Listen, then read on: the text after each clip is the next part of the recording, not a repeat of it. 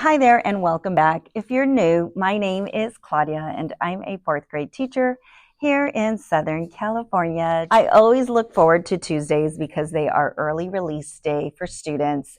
However, teachers do have professional development in the afternoon.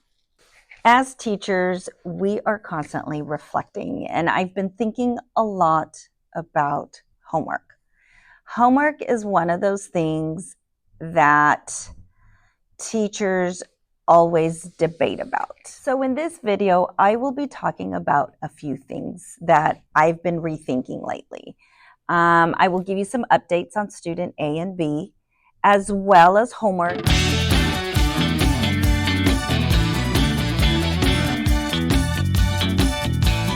If you remember, student A was going through some really big emotions and was having outbursts. So we decided to implement a self-monitoring checklist.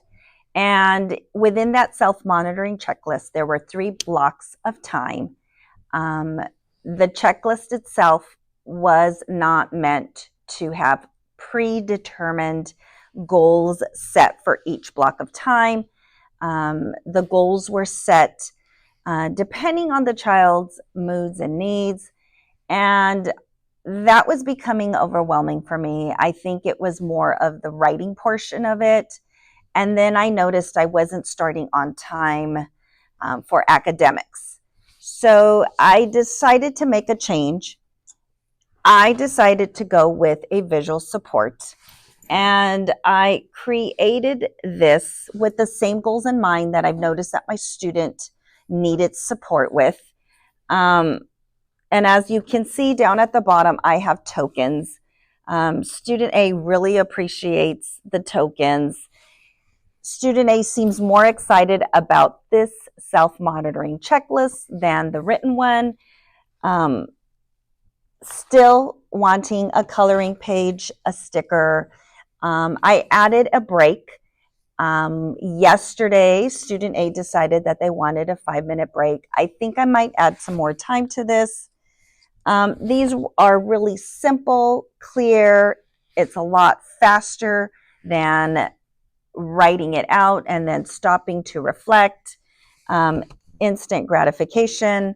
So as for student B decided that they no longer wanted to be my teacher's assistant.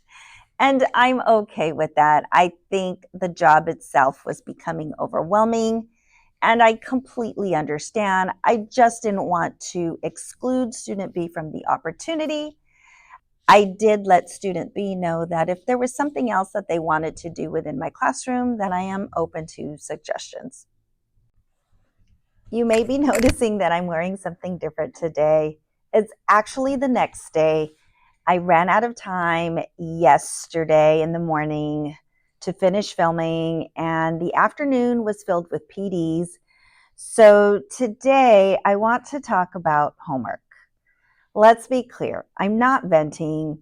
I think this is a topic of conversation for all of us. I know my colleagues and I always talk about homework because we have so many kids that are not completing their homework on a consistent basis.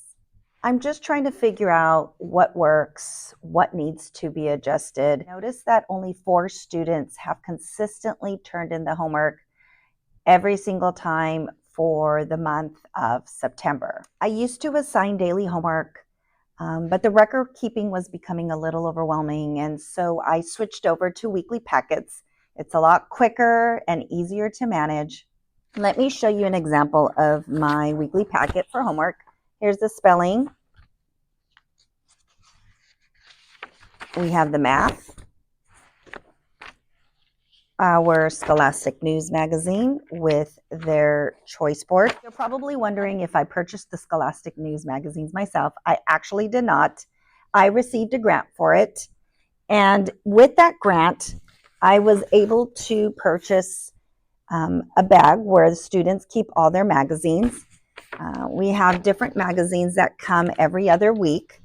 In addition to the Scholastic News, there is a Science Bin and a Time magazine as well. Inside their baggie, I also placed a word tracker, a book light that clips on, and it has the adapter as well to charge it. Another positive thing about these Scholastic News magazines is I was also able to get the digital platform, so students are able to listen to the audio. They have access at home, whether they have a laptop or using their cell phone. It's such an amazing resource, and I'm really hoping that my students are benefiting from it. Right now, I do not reward for homework, and I don't have consequences either.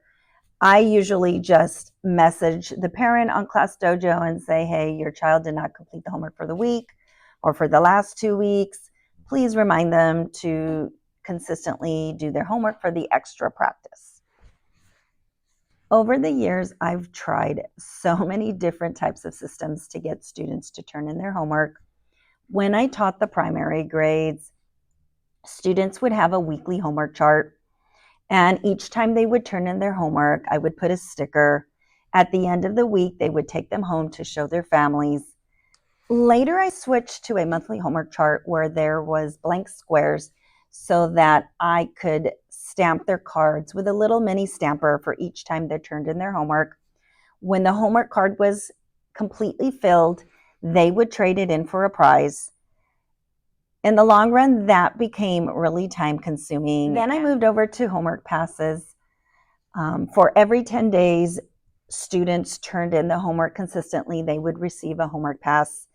The record keeping and the tracking of the days became time consuming as well as its own nightmare. So I eventually stopped that as well. But I'm wrestling with the idea of whether to reward students for homework. Do I bring back the homework passes where I give students 1 to 2 days off for those who have consistently turned in their homework? Or do I connect it with our tickets, Caught Being Awesome? I like the ticket idea because it doesn't cost me anything. I've been trying to be really intentional about that, not spending too much money.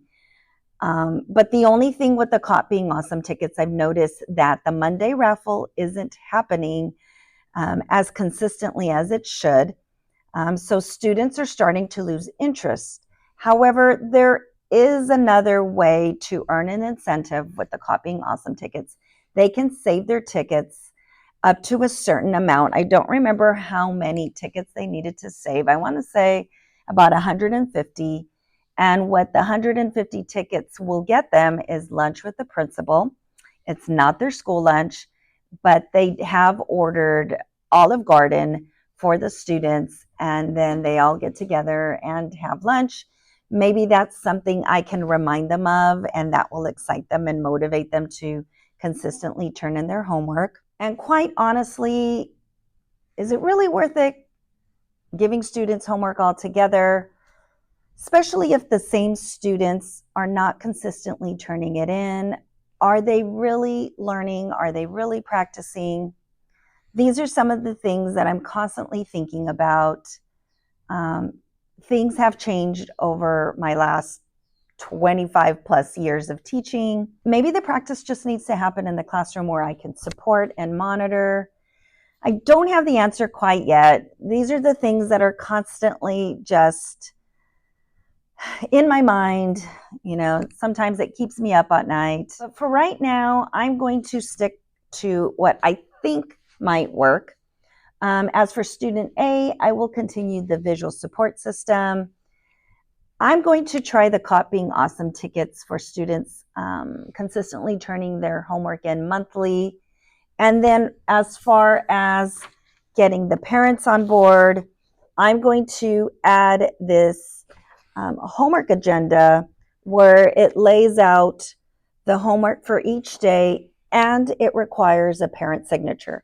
I did not start this at the start of the year, but I'm going to attach this to the weekly homework packet. I sent homework to teach responsibility and to get the practice in. But if it's not effective and it's becoming frustrating, maybe it's time to adjust that as well. What about you?